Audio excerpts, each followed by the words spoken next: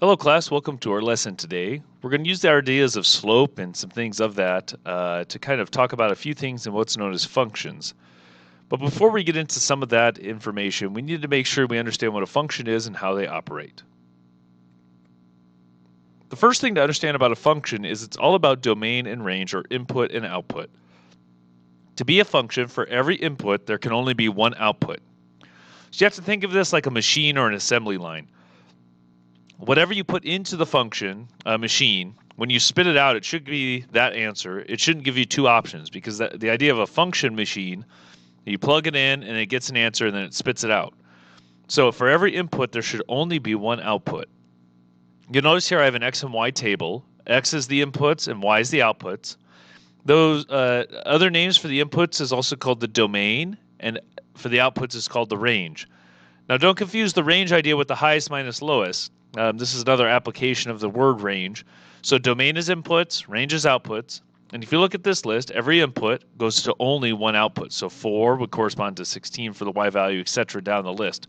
So for every input, there's only one output. The next thing we're going to look at is 6 different tables of values and see if they are functions or not. So the only rule for the function is, does it have only one output for every input? So if you look at the first one, every input's different, every output's different, so that's almost automatically going to be yes. Compare that with this one in the bottom left, the orange one here.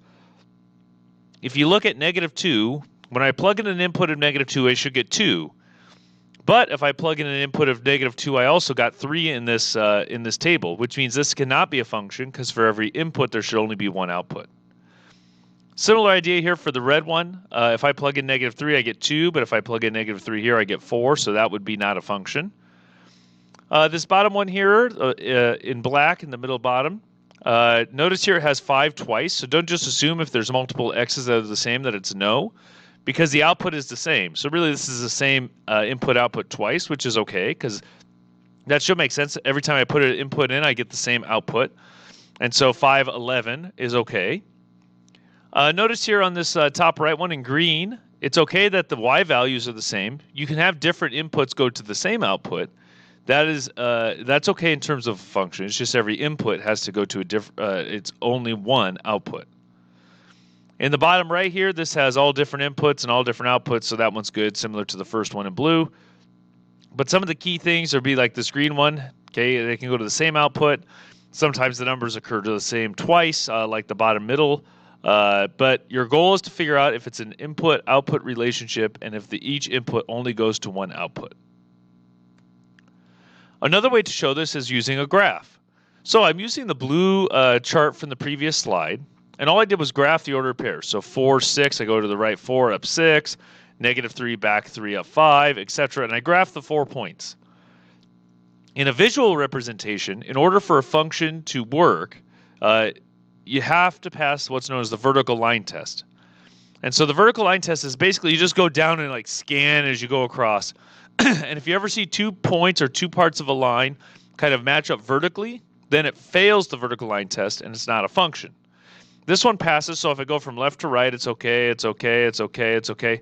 It doesn't matter how high up or down they go, it's just if they're in line vertically.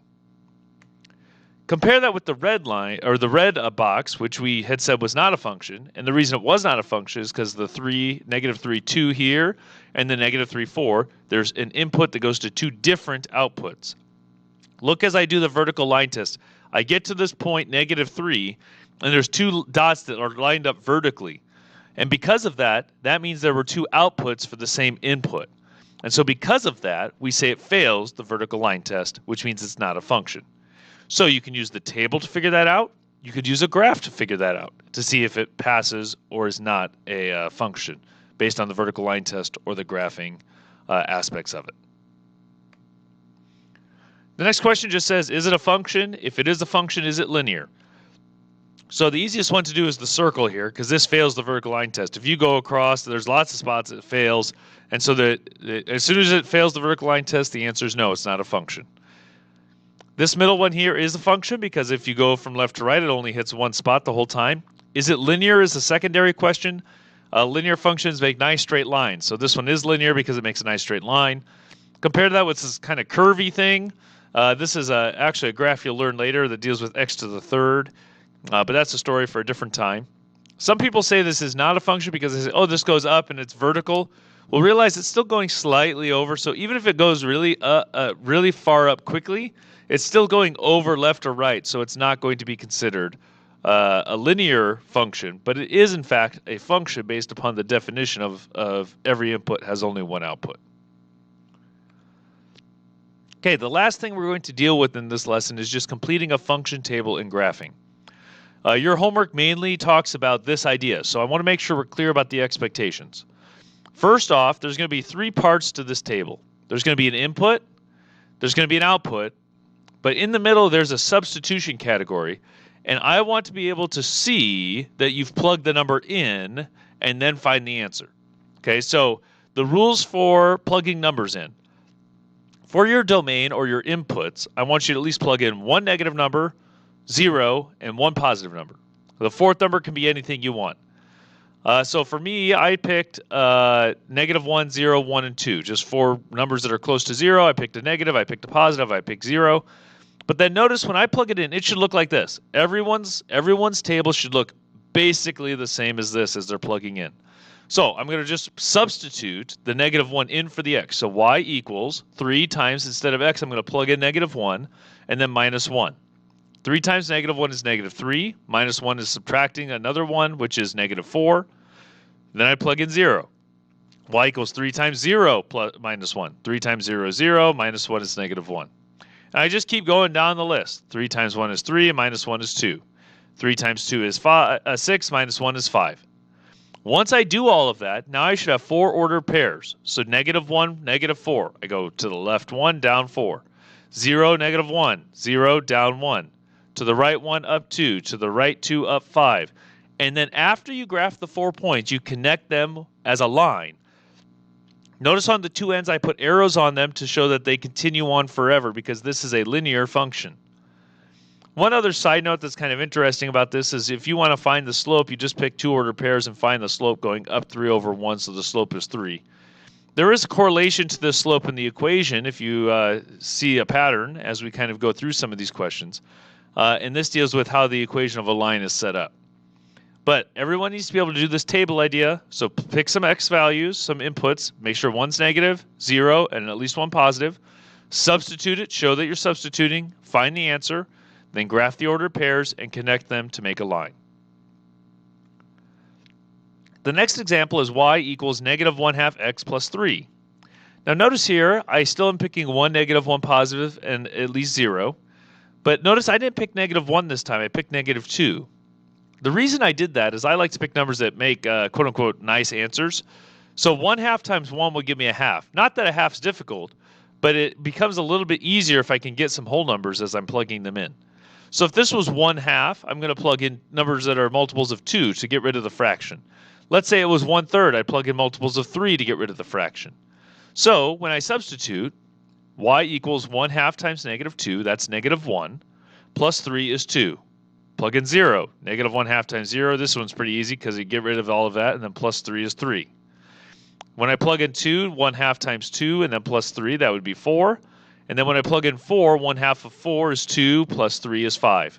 Notice I'm still substituting, I'm finding outputs, and then I'm writing all these ordered pairs. Negative 2, 2, graph it. 0, 3, graph it. 2, 4, graph it. 4, 5, graph it. Draw the line, extend it a little bit, and connect them because I could plug in any number along that line to make a piece of the function. The slope here is 1/2 because if I go from dot to dot, I go up 1 over 2. Or I could do the y2 minus y1 idea or the change in y or the change in x. Any of those ideas would work. But notice here the slope is 1/2 and this number here is 1/2. That's not a coincidence. This again deals with the equation of a line in what's known as slope-intercept form. You'll learn more of that in your classes later. But this at least gives you an introduction to it.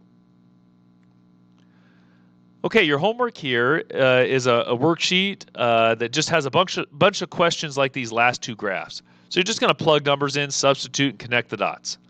Everything that should be in this graph on these questions should be linear right now.